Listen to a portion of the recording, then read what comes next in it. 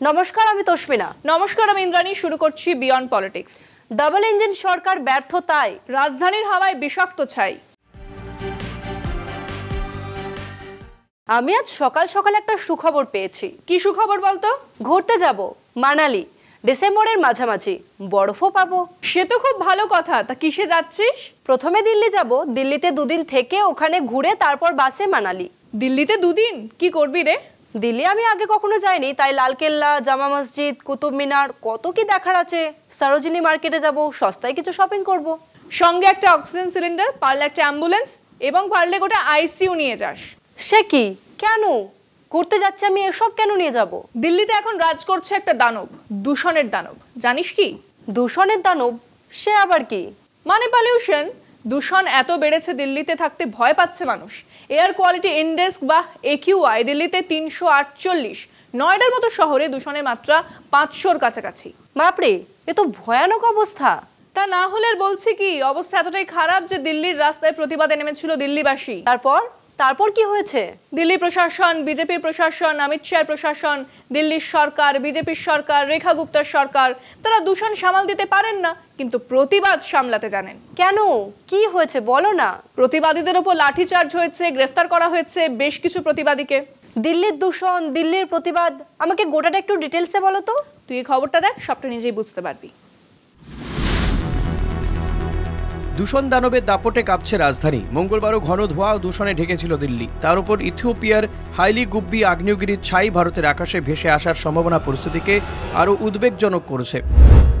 IMD জানিয়েছে, রবিবার ওই আগ্নেয়গিরি থেকে 14 কিলোমিটার উঁচু ছাইয়ের মেঘ উঠেছিল। সেই ছাই লোহিত সাগর পেরিয়ে পূর্ব দিকে এগোচ্ছে এবং মঙ্গলবার গুজরাট, দিল্লি, NCR, রাজস্থান, পাঞ্জাব ও হরিয়ানায় প্রভাব ফেলতে পারে। তবে সন্ধ্যে 7:30টার মধ্যে ছাই ভারতের আকাশ ছেড়ে চলে যাবে বলে পূর্বাভাস। মঙ্গলবার সকালে কেন্দ্রীয় দূষণ নিয়ন্ত্রণ পর্ষদের রেকর্ডে দিল্লির AQI ছিল 360, যা সোমবারের 382 থেকে কিছুটা কম। রোহিণীতে AQI ছিল 416। কয়েকদিন ধরে একই খারাপ মান বজায় থাকবে বলে মনে করা হচ্ছে। এয়ার কোয়ালিটি ইন্ডেক্সের মাত্রা 300-র ওপর যাওয়া মানেই তা হ্যাজার্ডাস বা বিপজ্জনক। Centre for research on energy and clean এয়ারের স্যাটেলাইট রিপোর্টে দেখা গেছে, মার্চ 2024 থেকে ফেব্রুয়ারি 2025 পর্যন্ত দিল্লির গড় PM 2.5 মাত্রা ছিল 101 মাইক্রোগ্রাম প্রতি ঘনমিটার। এটি ভারতের মানের 2.5 গুণ এবং WHO নির্দেশিকার 20 গুণ বেশি। PM 2.5 হল সেই সব ক্ষতিকারক ধূলিকণা যা মানুষের ফুসফুসে সহজেই প্রবেশ করতে পারে। এই রিপোর্টে স্পষ্ট, দূষণ নিয়ন্ত্রণে পরিকল্পনা, নজরদারি ও ব্যবস্থাপনায় বড় ঘাটতি রয়েছে। অন্যদিকে রবিবার ইন্ডিয়া গেটে দূষণ বিরোধী বিক্ষোভকে কেন্দ্র করে পুলিশ বিক্ষোভকারী সংঘর্ষ বাধে। পুলিশ আন্দোলনকারীদের বিরুদ্ধে কঠোর ব্যবস্থা নিয়েছে। একটি FIR-এ জাতীয় ঐক্যের বিরুদ্ধে অপপ্রচারের মতো দেশ বিরোধিতার ধারা যোগ করা হয়েছে। পুলিশের দাবি, কিছু বিক্ষোভকারী মাওবাদী নেতা মাধবী হিডমাকে সমর্থন করে স্লোগান দেয় এবং পুলিশের ওপরে পেপার স্প্রে করে। ঘটনায় মোট 22 জনকে গ্রেপ্তার করা হয়েছে। কর্তব্যপথ থানার অভিযোগে বলা হয়েছে, ইন্ডিয়া গেটে বিক্ষোভ নিষিদ্ধ থাকা সত্ত্বেও কয়েকটি ছাত্র সংগঠন সহ বহুজন সেখানে জড়ো হন, ব্যারিকেড টপকে যান এবং তাতে ব্যাহত হয় যান চলাচল। আহত পুলিশদের হাসপাতালে পাঠানো হয়। কিন্তু প্রতিদিনই যখন বিপজ্জনক হচ্ছে দিল্লির দূষণ, তখন ডাবল ইঞ্জিন সরকারের প্রশাসনিক প্রস্তুতির অভাব ও ভুল পরিকল্পনা আরও স্পষ্ট হয়ে উঠছে। রাজধানীতে এত দূষণ, প্রশাসন কি করছে? দিল্লির দুই প্রশাসনিক প্রধান, দুজনেরই সমস্যা আলাদা আলাদা। কোন দুই প্রধান? একজন অমিত শাহ, যার হাতে দিল্লির প্রশাসন, আরেকজন মুখ্যমন্ত্রী রেখা গুপ্তা। অমিত শাহ ভোট নিয়ে ব্যস্ত থাকেন, কিভাবে ঘোড়া কেনা বেচা করবেন, কিভাবে সরকার ফেলবেন, তাই নিয়ে ভাবেন। আর রেখা গুপ্তা? তিনি এসব বোঝেনই না। বিরোধীদের অভিযোগ, তিনি নাকি AQI বা এয়ার কোয়ালিটি ইন্ডেক্স কি তাই বোঝেন না। তাহলে কি করছেন তিনি? বিরোধীরা বলছে, দিল্লি সরকার ইচ্ছে করে পলিউশন নিয়ে ভুল তথ্য দিচ্ছে। এমনকি দিল্লির সরকারের ব্যবস্থাপনাতেও দুর্নীতির গন্ধ পাচ্ছে বিরোধীরা। দুর্নীতি? কেমন দুর্নীতি? দিল্লির সরকার দূষণ কমানোর নামে যেসব খাতে টাকা ঢালছে, তার একটিও কাজ করছে না। যেমন কোটি কোটি টাকা খরচ করে ক্লাউড সিডিং মানে কৃত্রিমভাবে বৃষ্টিপাত করানো হলো, তারপর কোটি কোটি টাকা দিয়ে অ্যান্টি স্মগ গান আনা হলো। কি কাজ সে যন্ত্র? শহরের চারিদিকে জল ছিটিয়ে বেড়ায়, কিন্তু কিছুতেই কোনো কাজ হচ্ছে না, তাই তো?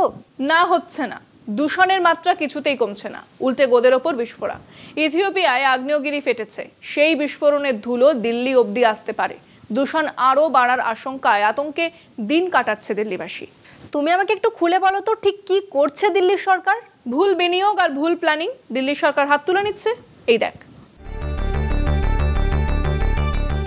দিল্লির দূষণ পরিস্থিতি ক্রমেই ভয়াবহ হচ্ছে, আর তার মাঝেই কেন্দ্র রাজ্যের তথাকথিত ডাবল ইঞ্জিন সরকার বাস্তব সমস্যার সমাধানের বদলে দেখনদারি প্রকল্পে সময় ও অগাধ টাকা খরচ করছে।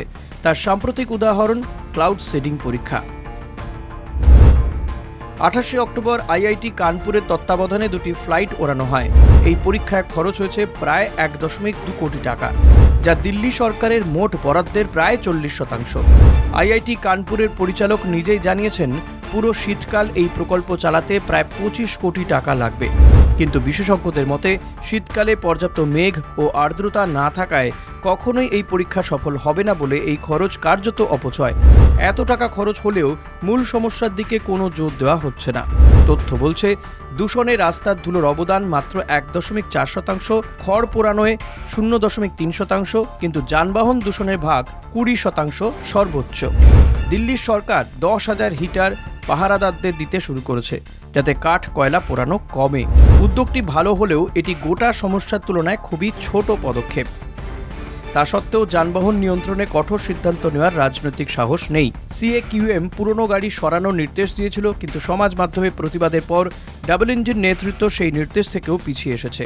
একই সঙ্গে চলছে নানা ব্যয়বহুল কিন্তু অকার্যকর প্রকল্পের প্রদর্শনী। কেন্দ্রীয় দিল্লির স্মগ টাওয়ার তৈরি হয়েছিল 20 কোটি টাকায়। বিজ্ঞানীরা বলছেন, দিল্লির বাতাস পরিষ্কার করতে হলে এমন টাওয়ার হাজার হাজার লাগবে, যা অযৌক্তিক এবং অসম্ভব। ট্রাকে করে স্মোক গান বা স্প্রিংকলার চালানোর মধ্যেও কোনো স্থায়ী সমাধান নেই।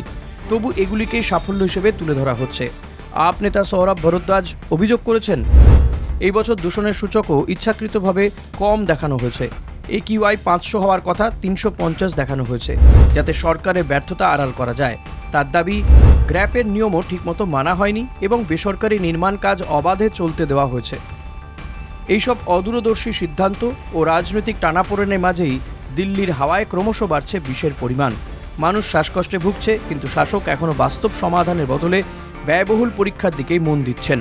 দিল্লির দূষণ এখন বিজ্ঞাপন বা গিমিক দিয়ে সামলানো যাবে না। প্রয়োজন সাহসী সিদ্ধান্ত, জবাবদিহিতা এবং সত্যিকারের রাজনৈতিক ইচ্ছাশক্তি। এত বড় একটা ইস্যু রাজধানীর মতো জায়গায়। হ্যাঁ, আর দিল্লির সরকার স্বরাষ্ট্রমন্ত্রক কিছুই করতে পারছে না। এ তো মহা সমস্যা, মানুষের প্রাণের দাম নেই। দিল্লিতে যখন বিস্ফোরণ হলো তার আগে কেজি কেজি বিস্ফোরক উদ্ধার হয়েছিল, তাও বিস্ফোরণ আটকানো যায়নি। সন্ত্রাসের দূষণ আটকাতেও ব্যর্থ হয়েছিল স্বরাষ্ট্রমন্ত্রক। বিজেপির আমলেতে সব জায়গাতেই দূষণ। একদমই। রাজনীতিতে টাকার জুমলার দূষণ, সমাজে উগ্র হিন্দুত্ববাদের দূষণ, নেতাদের মুখে সাম্প্রদায়িক উস্কানির দূষণ, দূষণই দূষণ।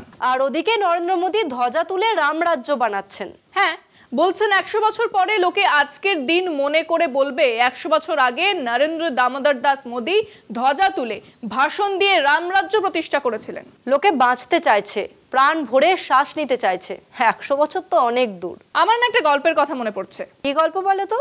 একসময় এক রাজা ছিল। রাজা ভাবতেন তিনি ছাড়া বাকিরা সবাই ভুল। রাজা যখন যা মনে করতেন তাই করতেন, আর রাজার খামখেয়ালিপনা যারা মানত না তাদের শুলে চড়াতেন। তারপর বলো। এইভাবে রাজা দিব্যি রাজ্য চালাচ্ছিল। একদিন তাল কাটলো। রাজসভায় এসে রাজা দেখলেন শুধু একজন মন্ত্রী ছাড়া আর কেউ নেই। কেন? কেউ নেই কেন? কি হলো? রাজাও এই প্রশ্ন করলেন, মন্ত্রী কোথায় সব? মন্ত্রী মিনমিন করে বললেন, আগে আমি ছাড়া এই রাজ্যে আর কেউ নেই, সবাই শুলে চড়েছে। প্রজায় যদি না থাকে তাহলে রাজা কিসের? এই হলো গিয়ে মোদ্দা কথা। রামরাজ্য বানাতে গিয়ে দেশের জনগণকে তলানিতে ঠেলে দিলে একদিন শুধুই মোদিজি আর RSS থাকবে, দেশ আর থাকবে না। যা বলেছো। চলো শেষ করি। বিয়ন্ড পলিটিক্স আজকের মতো এই পর্যন্তই। দেখতে থাকুন কলকাতা টিভি, রাত দিন 7 দিন।